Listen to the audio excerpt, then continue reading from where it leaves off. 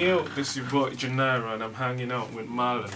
Today he's going to be talking about vocal arrangement and recording. He's a really good vocal arranger and, recording artist or producer. He's going to be talking about arranging your vocals to sound really, really good. Take it away, Mahlon.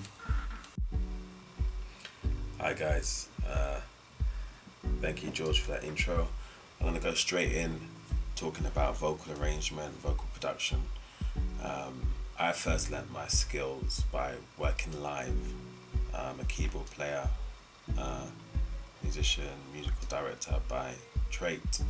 I've worked with many different vocalists, from both male and female, sopranos, altos, tenors, so I have a very good extensive knowledge on harmony. I'm very quick with creating harmonies on the fly,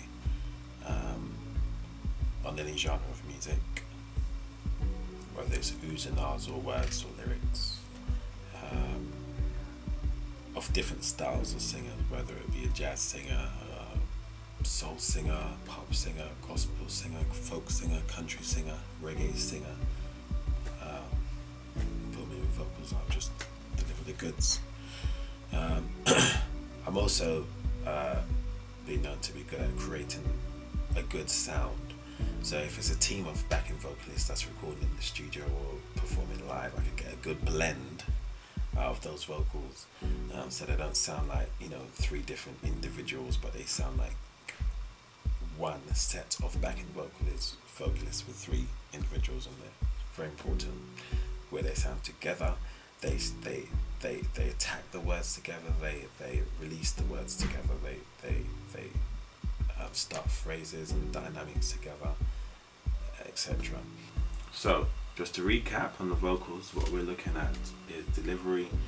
We're looking at delivery differently at different phrases, so it captures your attention, doesn't get boring all the time.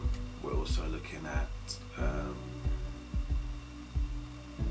tone, so we're going to try and get that rich tone, whether it's rich, seductive, passionate, energetic, aggressive. Make sure it's something, it's not just a dead flat tone. You want to engage with the artist and make them comfortable. You never want to intimidate an artist, because your job is to try and get the best out of them. So it's impossible to get the best out of someone when you're intimidating them. They're going to give you the worst. They're going to give you the smallest piece of them. You want them to give you all. You want them to trust you. Sometimes you have to do stupid things yourself to make them feel comfortable, like make your own voice crack or something. You're going to have to come up with some goods to make the artist believe in you. That's hard when it's your first artist, because you have nothing to show. That's very difficult. What I did is I called them friends that would help me out, that I knew could sing, that would just, and I explained to them, I said, well, I want to, this is a project for myself, just you're helping me, not just by recording, but helping me to work on my talent, my gift, my career, because I'm going to try different things. Some of it you may find easy to do, some of it you may find uncomfortable to do, but I just want to know my limits. Things like that is very good. Get someone that trusts you, believes in you, and then you have a song or two. Then you could play an artist who's a stranger, who has a manager, and say, I've done this. They'll be like, wow, okay. When you have nothing, it's difficult. But get that friend. You have lots of friends. Come on, I know. Dynamics is the key to this, to having a good sound. You could have a phrase. Say, for example, London Bridge is burning down. You could have it sung really passionately from the beginning, and having the same passion all the way through to the end. Could you do a take on that? I'll give an example of that. Right. But my example is that it will sound interesting. It will capture your attention, but it's going to be the same dynamic. What you want to do is you want to interject different types of emotions, different types of dynamic in that short little rhyme or verse or phrase or song, whatever you're doing, so that it becomes interesting, so that it captures different parts of the listener's attention, so it lures you in. So for example, a passionate version of London Bridge is Falling Down, it could be London Bridge is falling down, falling down, falling down. Same type of voice all the way through, where if sung with different passions and emotions on different phrases of the words, lyrics, sentences, verses, it'll sound more interesting. That London Bridge is falling down, falling down, falling down. London Bridge is falling down. You know, playing with time. So all those different things come in at different phrases of the song. Right, so here we're working on a new song that I wrote yesterday with a writer named Anouk. Crazy writer. I love working with her because she could sing in many different voices. She's a really good writer. Hit her up on Twitter. Her Twitter is at Anouk. That's ANOUCK official. Anouk official. Hit her up. Cool. We wrote this from scratch. I had a writing session, so I just drew up a real skeleton of a track. It's a ballad. I wanted it to be a ballad with a difference. So done a real rough draft of the track, very basic beat, and then we wrote to it, and then I started to build it. So I came up with many different ideas. I'm at the stage now where I'm brainstorming different ideas. So right now it sounds like a hot mess. Once I settle on an idea, I think I've kind of more or less settled on where I want to go with the drums and the rhythm section. And I must probably reach, just develop or expand on the accompaniment, the music accompaniment, whether it be synths, pads, bass, etc., guitars. If I use anything, it might be real stripped back. I don't know yet. We'll see how it goes. I recorded the vocals, a rough vocal take. I won't play the whole song, obviously, because it's an original song, but you just hear a clip of it. So yeah, here it goes. I'm using Logic 9.1.8.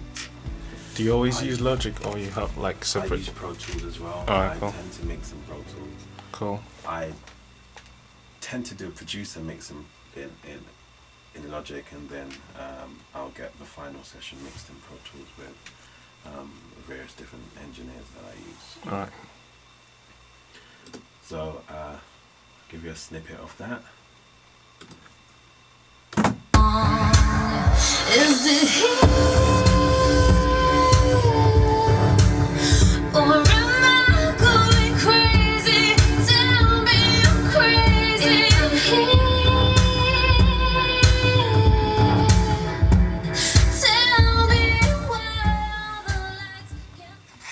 So there you go. Like, I have vocals, very pure. I haven't got much effects on her in terms of like auto tune. It's just raw. I almost tune it up slightly, but I do want that kind of dreamy, almost out of tuning parts of the vocal for this particular song, because of, as we spoke about, the feel. It creates an emotion, but it has to be right. So I'm gonna have to spend time on it. Going crazy, tell me I'm crazy. I'm here.